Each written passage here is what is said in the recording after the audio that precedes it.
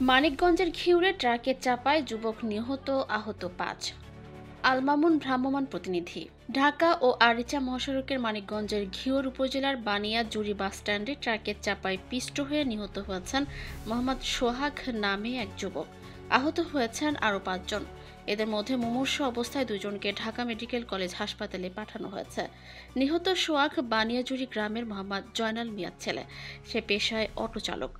আহতরা হলেন মোটরসাইকেল চালক, স্কুল শিক্ষক মাসুদ রানা, পথচারী ফারুক খান, স্থানীয় দোকানের কর্মচারী সন্দেশ ঘোষ, ডিম ভর্তি ভ্যান চালক শাহিন, পথচারী রত্না আক্তার।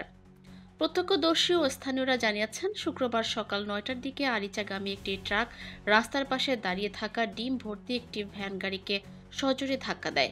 এরপর একটি মোটরসাইকেল, সিএনজি ও ব্যাটারি চালিত অটোরিকশার উপরে ধাক্কা দিলে তা দুমড়ে মুচড়ে যায়। এ সময় রাস্তায় দাঁড়িয়ে থাকা কয়েকজন পথচারী আহত হন। তাদের স্থানীয় হাসপাতালে নেওয়া হয়। এদের মধ্যে অটোচালক সোহাগকে স্থানীয় মুন্নু মেডিকেল কলেজ হাসপাতালে নেওয়া হলে কর্তব্যরত চিকিৎসক তাকে মৃত ঘোষণা করেন। বরঙ্গাইল হাইওয়ে থানার ওসি মোস্তাফিজুর রহমান বলেন, মহাসড়ক এখন স্বাভাবিক। দুর্ঘটনায় আহতদের মধ্যে ২ জনকে গুরুতর আহত অবস্থায় ঢাকায় পাঠানো হয়। একজন মারা গেছেন। মরদেহ ময়নাতদন্তের জন্য মানিকগঞ্জ মেডিকেল কলেজ হাসপাতাল মর্গে পাঠানো হয়েছে। মামলার প্রস্তুতি চলছে।